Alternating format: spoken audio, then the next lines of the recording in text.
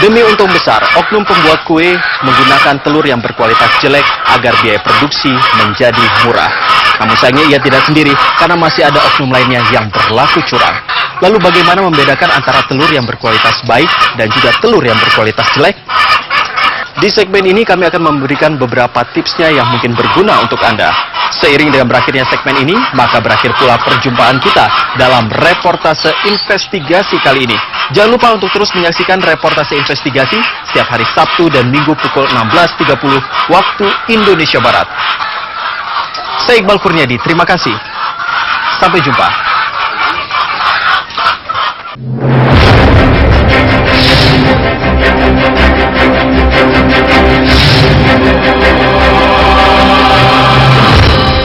Telur, karena strukturnya yang baik, bisa menjadi bahan baku berbagai penganan. Seperti misalnya dalam industri makanan.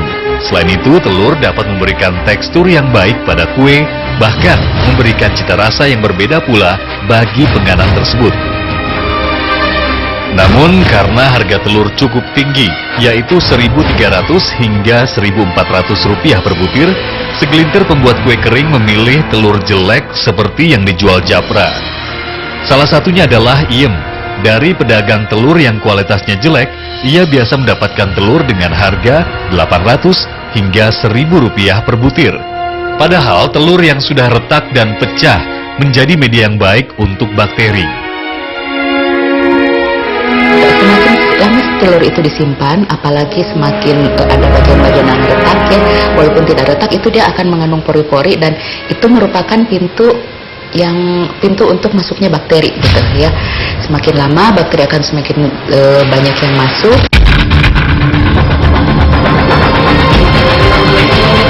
Sayang, resiko seperti itu tidak menjadi pertimbangan Iem. Baginya keuntungan yang menjanjikan lebih penting daripada kepentingan pembelinya. Agar bakteri dalam telur tidak merajalela dan merusak seluruh telur, Iem menggunakan bahan kimia boraks.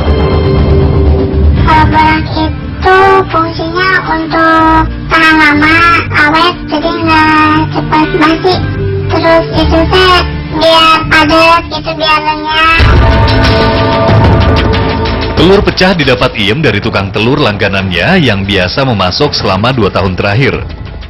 Kalau telur yang bagus itu harganya beda ya.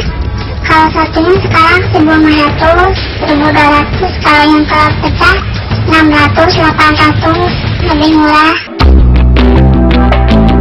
Boraks diperoleh dengan mudah dari toko-toko kelontong dan toko penjual kue.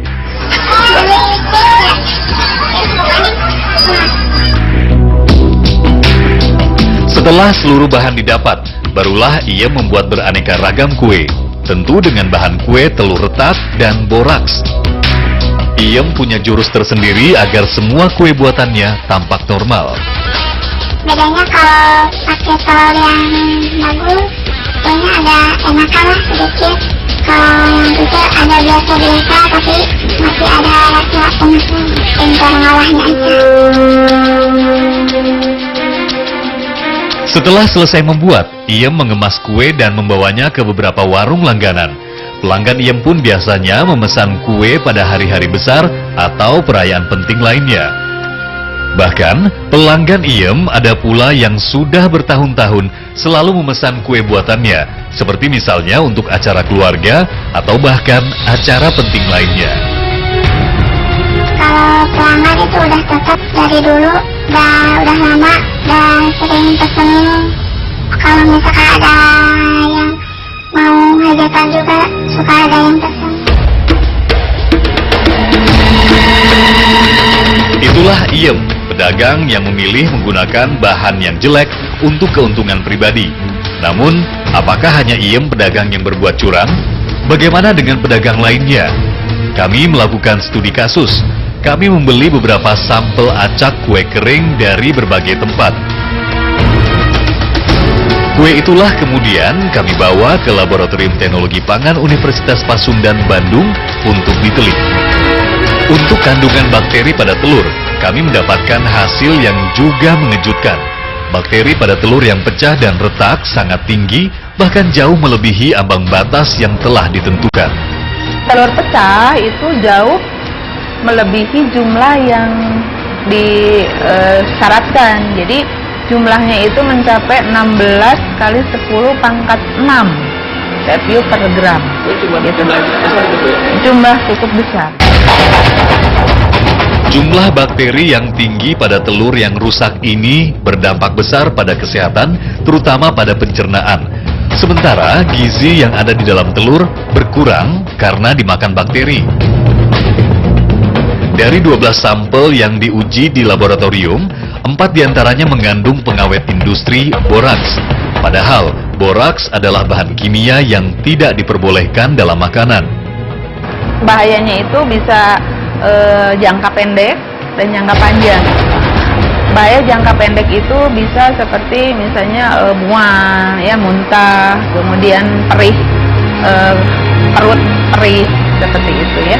Nah, sedangkan jangka panjangnya itu bahayanya sangat besar ya, terutama pertama bisa menyebabkan gangguan pencernaan. Jadi nafsu makan itu hilang. Kemudian hati, nanti lama-lama hati, ginjal, ya saraf bisa terserang. Kemudian kalau dosisnya cukup tinggi itu bisa menyebabkan kematian.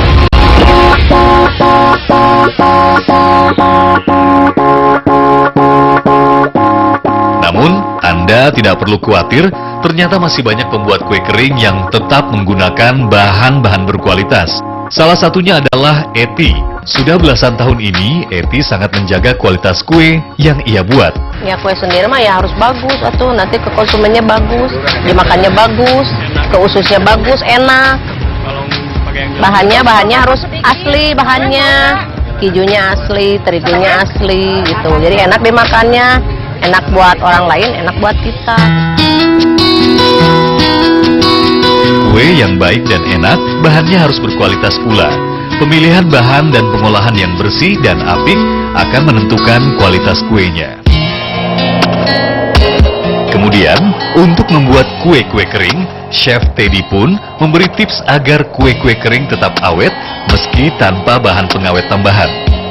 Untuk produk cookies atau kue-kue kering, sebenarnya jika kita memasaknya atau mengolahnya dengan cara yang benar, kita tidak memerlukan bahan pengawet. Karena dari sisi tekstur sendiri, cookies ini sudah terdehidrasi sehingga dia sudah kering, yang dimana kondisi kering dari produk ini dapat memperpanjang usia simpan dari produk.